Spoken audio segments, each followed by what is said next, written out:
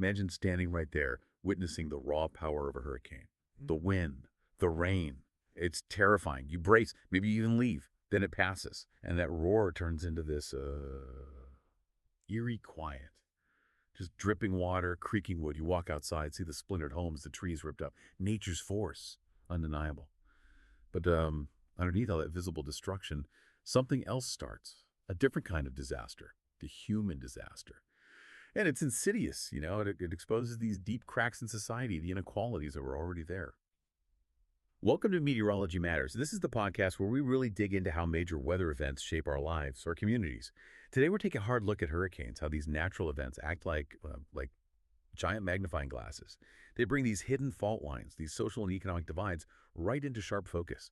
We'll be looking specifically at some big storms in Florida and Louisiana, and honestly uncovering patterns that might really surprise you, might challenge how you think about disaster recovery. I'm genuinely curious to unpack all the research we've got today, hoping we can give you a truly well-informed perspective. And we really do have some incredibly compelling research findings to get into. It's fascinating stuff. We'll touch on everything from, the subtle shifts in population after a storm to the really stark differences in how quickly different groups bounce back, and even the psychology behind it all, how people perceive risk.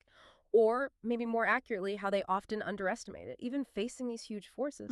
It's a pretty comprehensive look, trying to connect the dots between the weather itself and the bigger social structures that determine how resilient we actually are. Absolutely. It's where meteorology meets society, right? That intersection. So definitely stay with us for this important discussion. And before we dive in, just a quick reminder, please like, follow, comment, and rate Meteorology Matters wherever you get your podcasts. It really does help us reach more people. Okay, so let's start unpacking this by looking back. Hurricane Andrew, 1992. A really powerful storm that just tore through South Dade County in Florida. A lot of people remember Andrew for its sheer force, right? A Category 5 monster, flattened neighborhoods, changed the landscape forever. But the research from back then, it paints this vivid picture. The aftermath revealed this deep, underlying human disaster, one rooted right in the social fabric of South Florida. Oh, absolutely. Andrew was a beast. Meteorologically speaking, landfall with winds, 165 miles per hour, one of the strongest ever to hit the U.S. And the immediate aftermath. Just picture it, pure chaos. Neighborhoods just gone, rubble everywhere, debris for miles, and the basic stuff, power, water, phones, completely wiped out. The scale of it was just overwhelming. And faced with that, many residents felt this profound frustration and, crucially, this feeling of being treated differently by the government response. They genuinely believed that the federal help, the relief efforts, the attention, it was slower for them, for largely minority working class areas, slower than it would have been for, say, wealthier or wider communities elsewhere. And that feeling, whether it was perfectly accurate or not, it was real. It drove a lot of anger. That feeling, that sense of being overlooked, it's so key to understanding the long game here. And what's really striking is how the storm, it wiped out buildings, but it didn't wipe out the old problems. The political fights, the economic struggles, the social division. No, not at all. In fact, it kind of highlighted them, maybe even made them worse. Andrew created this. Yeah. You could call it a clean slate physically. Almost everything needed rebuilding. But those underlying issues that South Dade had before Andrew, they just continued, mostly behind closed doors, the decisions about who gets what, how things get rebuilt. Right. Few people were asking out loud, did folks have enough insurance to rebuild? Or maybe more telling, why could some people just pick up and move north to Broward or Palm Beach while others just couldn't? They were basically trapped in the disaster zone. These were critical questions that just weren't really asked in the mainstream recovery talk. And that silence says a lot. And that really forces us to look at Miami's incredibly complex social makeup. You have to understand that to grasp Andrew's unequal hit, Miami's demographics, they're really unique, very different from the usual sort of black-white binary you see in a lot of the U.S. So many residents are first or second generation immigrants. Each group has its own history, its own economic standing, its own culture. And getting these distinctions right is vital for understanding the research. For instance, Cubans in the research, they often identify by nationality, not just broadly as Latino or Hispanic. It's tied to their specific migration story, political exile. Okay. Then you have Anglos. That term refers to the non-Latino, non-Black population. And it's distinct because many Cubans identify as racially white but ethnically separate from Anglos. Then Haitians, specifically immigrants from Haiti, often facing unique language issues, discrimination, and African Americans, native-born people of color with that long history of civil rights struggles here.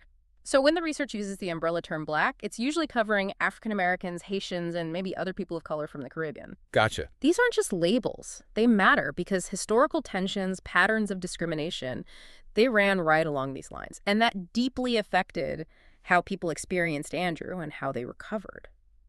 That detailed breakdown is so important. It's not a monolith.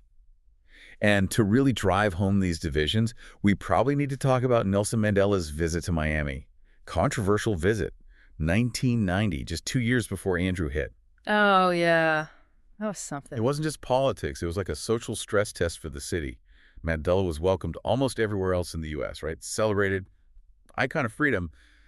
But Miami, these deep ethnic tensions just exploded into public view. You had Cubans, largely the conservative exile community, protesting really strongly because of his perceived ties to Fidel Castro. Yeah. Signs saying things like, "No friend of Castro is welcome here." Right, I remember that. Meanwhile, African-American Miamians, Haitian immigrants, they rallied for him, saw him as this powerful symbol of Black pride, hope against oppression. Total opposites. Yeah. And one African-American leader said something powerful, like, Miami might go down as the only city in America that denounced and threw its welcome mat in the face of Nelson Mandela. Wow. This isn't just some historical footnote. It shows that Miami was actually the most residentially segregated major city in the U.S. through the 80s. In a social landscape that fractured disasters historically often made things worse. They divided South Floridians even more, didn't really unite them for recovery. And this brings us to a really useful way to think about these differences. Pierre Bourdieu's idea of capital. It's a sociological concept. Yeah. And it's not just about money, right? He talks about three kinds. Economic capital, that's the straightforward one. Right. Control over money, resources. Then social capital, that's your networks, your relationships, who you know, the favors you can call in. Okay. And cultural capital, this is more subtle. It's your knowledge, your skills, education, how you talk, how you navigate society, understand institutions, wield influence. Right. These three types of capital, they massively influenced how different groups weathered the storm, and maybe more importantly, how they navigated the really complex aftermath of Andrew. That's where it gets really clear applying that framework. You see this stark difference in South Florida. Those early Cuban immigrants, the ones often called the Golden Exiles, they arrived, generally speaking, with pretty high levels of economic and social capital. Relatively speaking, yes. Many were educated professionals, business owners back in Cuba, and they quickly built this powerful, kind of self-sufficient enclave in Miami. Their own businesses, jobs, strong internal networks. Little Havana being the most famous example. Right. And this let them handle economic bumps, create support systems, even challenge the established Anglo power structure over time. And crucially, this capital translated directly into practical advantages for something like Andrew. They could afford better housing, more resilient housing. They had access to good insurance, often top-tier companies. Exactly. That's a level of preparedness and post-disaster leverage that others just didn't have. And you contrast that sharply with African American and Haitian communities. They were largely pushed into what the research terms communities of fate. Communities of fate, meaning? Meaning groups kind of bound together by shared vulnerability and, frankly, limited options, often because of a long, painful history of systemic discrimination, redlining, deep residential segregation. They were systematically denied access to capital, financial, social, you name it. So it wasn't just bad luck where they lived. No, not at all. It meant they lacked the money, including enough homeowners insurance, to move to safer areas, higher ground. It wasn't just personal choice. Historical discrimination was baked in. Research clearly shows real estate agents would actively steer Black residents away from white neighborhoods. Creating segregated areas. Exactly, de facto segregation. And in those areas, property values were lower, and critically, housing quality was often worse. So the market itself, through these biased practices and historical wrongs, it systematically made them more vulnerable long before Andrew even spun up. And the housing differences that resulted from that segregation were huge. African Americans generally lived in smaller homes, older homes. Many just weren't built to codes that could handle a Cat 5 storm. Right. Lacking modern standards, maybe less well-maintained, inherently weaker. And compounding that, nearly a third of homes in South Dade were rentals. And that number jumped to over 40% in the predominantly Black communities further south. And rentals often mean? Poorer quality, right? Compared to owner-occupied homes, especially in richer areas, landlords maybe didn't have the same incentive to invest in hurricane proofing, Less skin in the game, perhaps? leaving renters in a much more dangerous spot when Andrew hit. When their homes were destroyed, renters often lost absolutely everything. No equity, no insurance claim, very little help to rebuild their lives right there. So you combine that older, weaker housing with the historical segregation, and yeah, you inevitably get a massive insurance gap. The stats the research uncovered are really quite shocking. They scream systemic failure. Only about, 2.7% to 4.1% of Anglo and Cuban homeowners didn't have insurance? Relatively low. Okay. Compare that to 8.7% of Black homeowners. Completely uninsured. Wow. Double or more. And specifically in South Dade, Black homeowners were 4 times as likely as Anglo homeowners to have no homeowners insurance at all. 4 times. Think about that financial vulnerability, a whole segment of the population with zero safety net against a total catastrophe. And it gets worse, right? It wasn't just about having insurance. It was the kind of insurance they had access to. Exactly. That's another crucial layer the research found. Black neighborhoods were disproportionately insured by smaller, less well-known companies, and many of those smaller firms actually failed after Andrew. They just couldn't handle the sheer volume of claims. They went bankrupt. Leaving their policyholders completely stranded. Totally stranded, already devastated, now with no payout, no way forward. People insured by those smaller companies were 3 times more likely to say their settlement wasn't enough. They got pennies on the dollar for what they needed. Unbelievable. And even when you control for income, so it's not just about being poor, the odds of a Black household having insurance with a top-tier stable company were roughly half that of an Anglo household. Half the chance, even at the same income level. Yeah, so it meant huge financial hardship for Black homeowners. Unlike Anglos with their political and economic clout, or Cubans with those strong enclave networks, Black homeowners were often just left to fend for themselves. There were heartbreaking stories, like that one homeowner, Jimmy Williams, whose adjuster apparently told him he couldn't make a profit from the damage when he just wanted to pay off his mortgage and start over. The whole system, housing, insurance, it was stacked against them. And the damage patterns themselves, they just mirrored this segregation and these disparities. They did. Research shows very clearly Black households face significantly greater damage than Anglo households. But here's the clincher. That difference in damage levels, it mostly vanished once researchers controlled for whether someone lived in a predominantly Black neighborhood.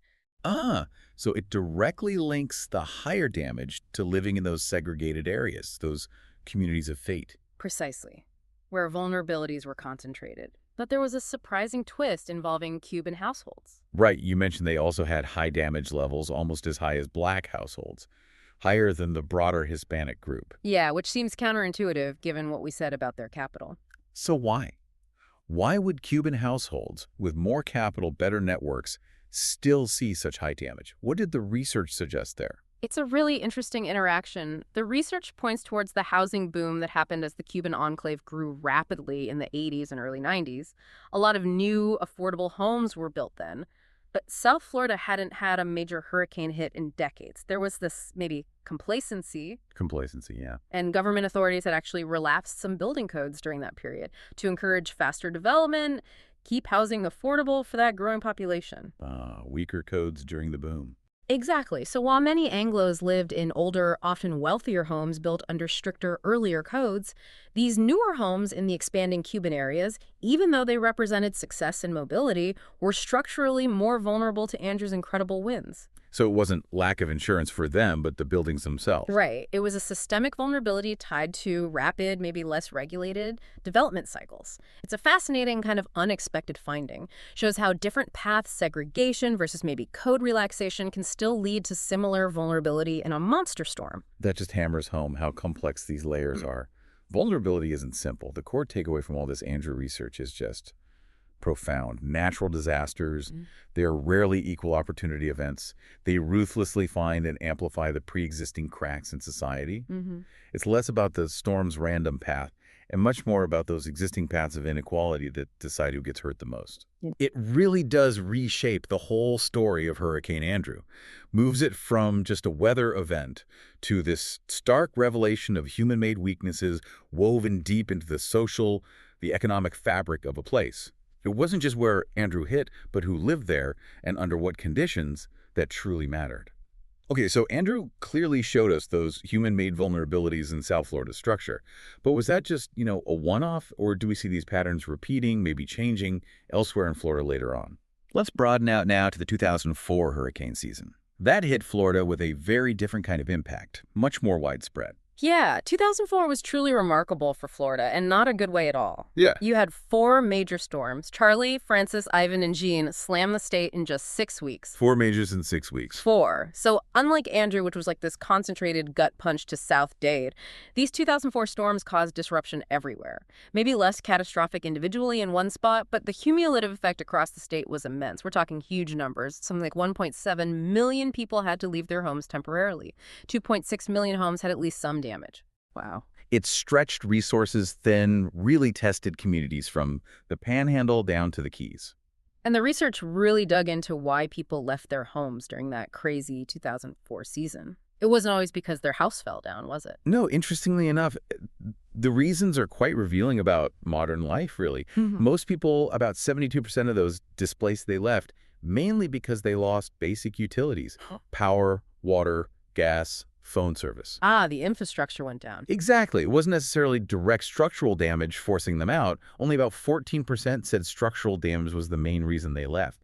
It just highlights how incredibly dependent we are on that basic infrastructure and how quickly losing it can trigger mass temporary evacuations. And where did they go? Mostly stayed close within their networks. About 73% moved in with family or friends for short periods, typically less than 2 weeks. So temporary moves, mostly. Suggest temporary displacements, yeah. People sought refuge nearby, probably eager to get back home as soon as the lights came back on, basically. And certain types of housing, they continue to be more vulnerable, right? Like mobile homes. Oh, definitely. Mobile homes, structurally, they're just less resistant to high winds.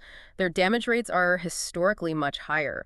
Though it is worth mentioning, those updated construction standards that came in after Andrew in '94, they did seem to have some positive impact. Mobile home damage rates were maybe a bit lower in 2004 than they might have been otherwise. So some lessons learned, at least on the building side. Some learning, yeah. But the vulnerability compared to traditional homes, still significant. Okay, so despite this huge impact in 2004, millions affected.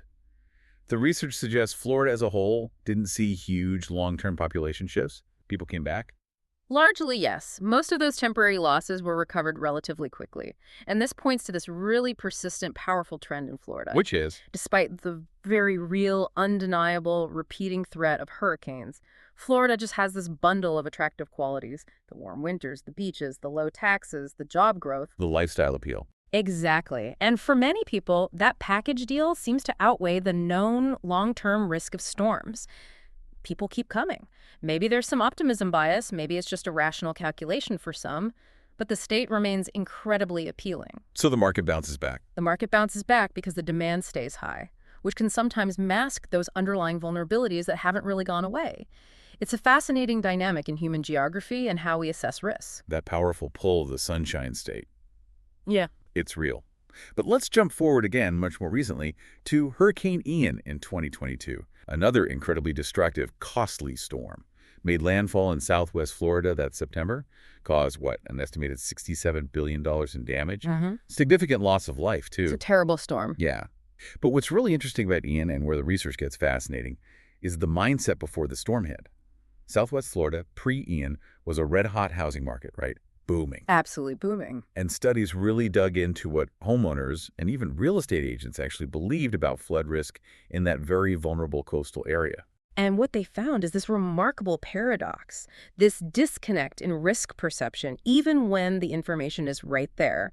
Studies found that even when you showed homeowners localized flood risk maps, like for their specific zip code, even their property had almost no effect. No effect on what? On their belief that their own home was susceptible to sea level rise, or their belief that future flood risk would hurt their property's value. None. Wow, they just didn't apply it to themselves. Seems like it. It points to that classic optimism bias, right? The feeling that, yeah, bad things happen, but they happen to other people, not me. So even with tailored local info, people weren't internalizing the risk for their own place. That's kind of scary. Yeah. And I think political affiliation came into play too. Critically, yes. The research showed a strong correlation between a homeowner's political party and how they saw risk. Conservative Republicans were significantly less likely than, say, liberal Democrats or independents to believe climate change was happening, or that it was responsible for making storms more intense, or that sea level rise would affect their own home or its value down the line. So climate change belief acted as a filter for storm risk perception. It seems so. It suggests that climate change, and maybe hurricane risk by extension, has become tangled up with political identity, which creates this filter for how scientific information gets processed or maybe even just dismissed. It's a really complex mix of science and social politics. And despite living right there, in flood-prone coastal zones, what about flood insurance? Did people have it? Shockingly low uptake. Only 38% of the homeowners surveyed had flood insurance on top of their regular homeowners policy. Only 38% in known flood zones. Yeah, leaving this huge majority financially exposed if or when the flooding came. That is genuinely alarming. So, okay, homeowners might have blind spots, but what about the professionals, the real estate agents? Their job is to know the market, know the risks. What did they perceive? Well, their perspective adds another really crucial and maybe equally surprising layer here. Agents overwhelmingly told researchers that basically buyers were not shying away from low-elevation coastal properties. Not at all. Demand was still strong, even for risky areas. Incredibly strong, they said, because the lure, the pull of that coastal lifestyle, loving the water, the boating, the sports, the sunsets, it just outweighed the prospect of flooding for most buyers. The dream trumped the danger. It seems that way. It's an emotional, aspirational thing that, for many, just overrides a logical risk calculation. So this powerful desire for the lifestyle just neutralized the risk concerns. Did that show up in prices? Were risky properties cheaper? Nope. Agents overwhelmingly said they did not see prices falling or even rising slower for flood-prone properties. Please. Yeah, a striking 84% said they rarely or never saw that happen. Their take was that wealthy buyers, especially, would just keep paying top dollar for coastal living. They'd just factor in the extra costs, more insurance, maybe repairs down the road, building the house up higher as like the cost of admission for that dream location. Wow. And what about the banks, the appraisers? Were they flagging the risk? Mostly not, according to the agents. Most said they rarely or never saw mortgage lenders turn down loans or charge higher rates for low-lying, flood-prone areas, nor did appraisers typically factor in elevation or flood likelihood into their property valuations. So the whole system seemed kind of unconcerned. It points to a systemic blind spot, maybe, or perhaps just a collective market-driven denial that permeated the whole real estate world there. Even when detailed digital flood maps from groups like the First Street Foundation were put right into online real estate listings. Yeah.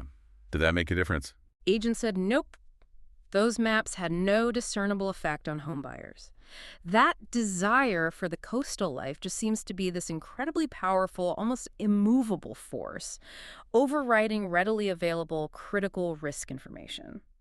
That is truly baffling. People see the maps, they know the risk exists, but their behavior doesn't change.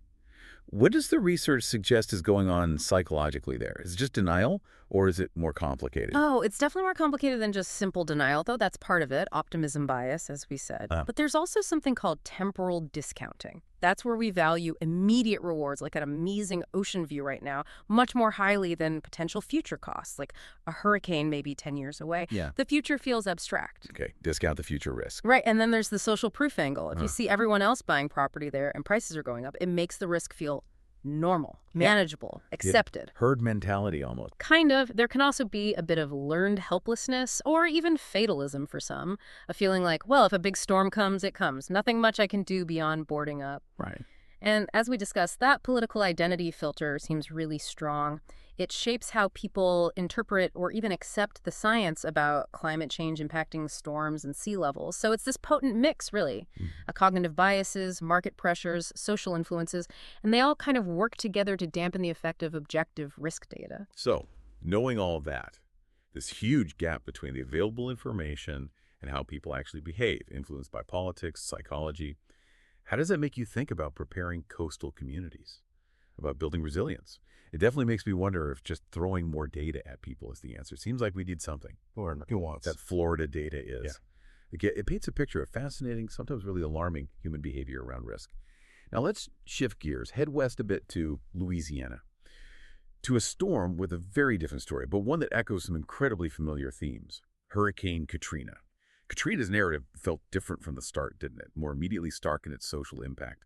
Unlike Andrew, where maybe the racial angle was downplayed initially, maybe out of some desire for a unified America under attack feel, post-Katrina coverage was explicitly, undeniably racialized, right from day one. Absolutely. That explicit racialization is what really set Katrina apart in the public mind and in policy debates, too. You think about those images, people seeking shelter in the New Orleans Superdome, almost exclusively black faces, portraying this trapped, vulnerable population. Yeah, those images are burned into memory. And you contrast that with stories and some images of white residents who often had the means, the cars, the money, the family connections elsewhere to evacuate. They went to hotels, family in other cities, avoiding those terrible shelter conditions. A stark difference in options. Exactly. So the disaster was framed in racial terms by the media, by politicians, by everyone, really. It made it impossible to ignore that this was both a devastating natural event and a profound human disaster, deeply tangled up with generations of racial inequality, economic disparity.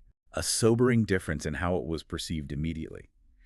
And the research using Internal Revenue Service data looking at county-to-county migration flows gives us this really detailed, compelling picture of how people moved. Specifically for Orleans Parish, that's what Louisiana calls its counties, parishes before and after Katrina and Rita hit in 2005. What does that granular data reveal about New Orleans' unique recovery path? What's really fascinating there is this pattern of concentration and intensification of migration ties. In the recovery period, say 2007 to 2009, Orleans Parish actually saw an increase in the number of migration connections and larger flows of people moving in from nearby counties, specifically those in the Gulf of Mexico coastal region. So people came back mainly from close by. It suggests exactly that the migration system helping New Orleans rebuild, it relied heavily on its strongest, closest existing social and geographical links. It was like the city was pulling people back mainly from its immediate orbit, concentrating the in-migration from nearby, while interestingly, out-migration actually seemed to contract somewhat. So recovery was a very local affair, population-wise. It really suggests that New Orleans' recovery in terms of repopulation seemed very much an internal, localized effort, relying heavily on those immediate regional networks. It wasn't pulling large numbers back from across the U.S., it was rebuilding more from within its closest sphere, which speaks volumes, perhaps, about the strength of those local community bonds, even under such extreme stress. So the city drew from its immediate neighbors, reinforcing those regional ties, rather than pulling from further away. Precisely. The research also showed that the Orleans Parish migration system, both before and after, mostly involved other urban counties. Which makes sense, reflecting New Orleans' role as a major city. That basic pattern didn't change much. But what did change was the relative importance of different types of counties.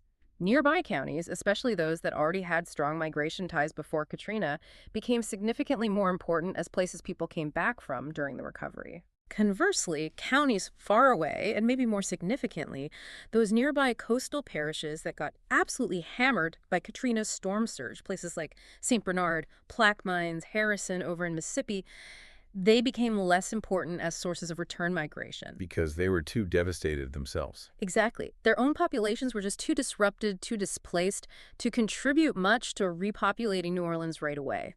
It really paints this picture of a very localized, network-driven recovery in terms of who came back and from where. This connects to a broader idea, something that newer research is exploring, measuring economic losses via migration.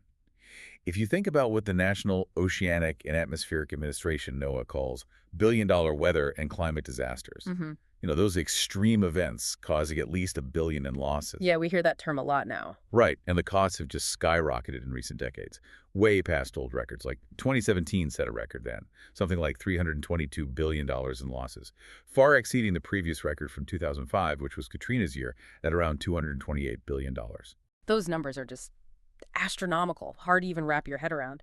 But how does people moving actually factor into those huge economic losses? Well, the research frames migration not just as people relocating, but as a vector, like a carrier almost, for economic losses. Okay, how does that work? Think about it. Yeah. When people leave a community after a disaster, they don't just take themselves. They take their accumulated financial activity. Their debt balance, that's a key metric used in some studies, reflects things like mortgages, car loans, credit card debt, essentially their economic footprint. Using non-public data, like from the Federal Reserve Bank of New York Equifax Credit Panel, researchers can estimate the total debt balance of everyone who moves out. As a proxy for the resources leaving. Exactly. It's a proxy for the economic resources, the spending power, the investment, the tax base that are literally walking out the door with the departing population.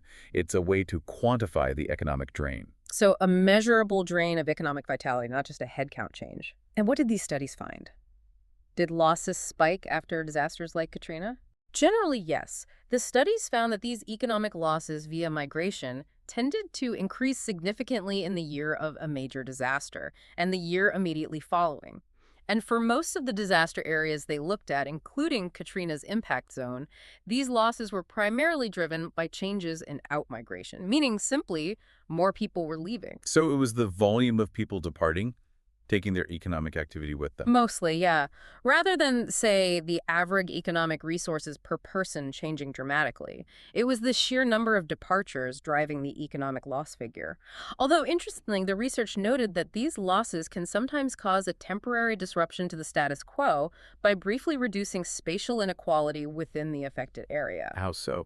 Well, if higher-income individuals who often have more resources and options to leave also depart in large numbers, they take their larger debt balances, representing more economic activity with them, which can momentarily narrow the economic gap between those who remain and those who left. Okay. But probably only temporary. Usually a short-term effect, yeah. Those underlying inequalities tend to reassert themselves during the longer recovery process. Now let's focus specifically on race, socioeconomic status, and who actually returned to New Orleans after Katrina. The research paints a really stark picture here. It clearly indicates Black residents came back much, much slower than white residents. A huge difference. Yeah, like a quarter of white residents were back within just 2 months, which seems pretty quick, all things considered. Very quick. But it took Black residents an extra month, 3 months total, just to hit that same 25% return mark. And even more telling, after 14 months, more than a year later, fewer than half of Black residents were back, compared to half of white residents being back within only 3 months. It's a massive disparity in the timeline of recovery. It really underscores these deep differences in the ability or perhaps the opportunity to return home. Which brings us right to the crucial question the research tackled. What was really driving that huge racial gap in return rates? Was it race itself or something else? And the critical finding, the main takeaway here, is that the racial disparity largely disappears once you account for housing damage. Okay, explain that. Controlling for housing damage makes the race gap vanish. Pretty much. It means Black residents were less likely to return quickly, not primarily because of their race directly, but because they disproportionately lived in the lower-lying parts of New Orleans. The areas that got absolutely swamped by flooding suffered far more severe housing damage.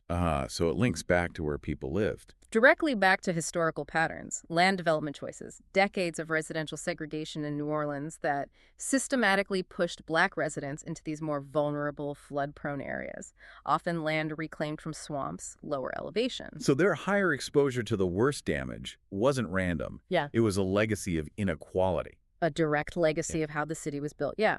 Generations of urban planning decisions and social inequalities made them more vulnerable to begin with. So it wasn't about a difference in wanting to return based on race, but a difference in being able to return because their homes, their neighborhoods were simply hit much harder due to where history placed them. The research also found this really interesting and kind of heartbreaking difference between homes classified as destroyed versus just uninhabitable. That affected return rates too. Yes, that's a really vital distinction the data revealed. Only about 30% of residents whose homes were deemed completely destroyed, basically, total loss, needing demolition, rebuilding from the ground up, only 30% of them returned. Makes sense. Nothing to return to. Right, but a significantly higher number, 54% of those whose homes were classified as uninhabitable, meaning severely damaged but potentially fixable, 54% of them did manage to return. Why the big difference? What enabled the uninhabitable group? A key factor seemed to be temporary housing. That group could often get, say, a FEMA trailer or some other temporary shelter placed right there on their own property while they worked on rebuilding. That trailer became a crucial anchor, a base of operations, a sense of still being connected to their land, their neighborhood, overseeing repairs. The foothold. Exactly. But that luxury, if you can call it that, just wasn't an option for people whose homes were in obliterated areas, where entire blocks were wiped clean, infrastructure gone. They had no property left to put a trailer on, no temporary base, often no functioning neighborhood to return to, making permanent relocation often the only realistic choice. It really underscores how deep these vulnerabilities run. It's not just the storm hit, it's everything that comes after, the whole long, difficult recovery process. And what feels particularly troubling about the post-Katrina story is what the research started to hint at early on. This idea that New Orleans might see an opposite pattern to what happened after Andrew. Yeah, it's a very concerning possibility that was raised.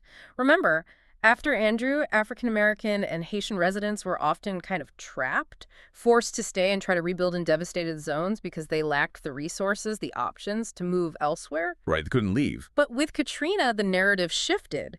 There were discussions and some actions taken that led researchers and community members to worry that the disaster was being seen by some as an opportunity. An opportunity for what? An opportunity to potentially remove Black residents, particularly from desirable areas, and rebuild a different kind of city. A gentrified, revitalized, and some would explicitly say, whiter New Orleans. Wow, using the disaster to reshape demographics. That was the fear, and some evidence pointed that way. It raises these really serious questions about the long-term social engineering that can happen after a major disaster, where rebuilding isn't just about fixing buildings, but actively changing who lives there, who benefits from the recovery investment. It's a powerful reminder that recovery can mean vastly different things depending on who you are, and critically, who holds the power to define what that future city looks like. Okay, let's try to pull all these powerful threads together now. We've looked at Hurricane Andrew, Florida's intense 2004 season, Hurricane Ian, Hurricane Katrina, diverse storms, different places. But across all of them, this consistent and frankly deeply concerning pattern keeps showing up. Natural disasters, as we call them, they are rarely, if ever, equal opportunity events. The research just makes it crystal clear they hit racial, ethnic, socioeconomic minority groups disproportionately hard. Yeah, the vulnerability is, in so many ways, fundamentally baked in.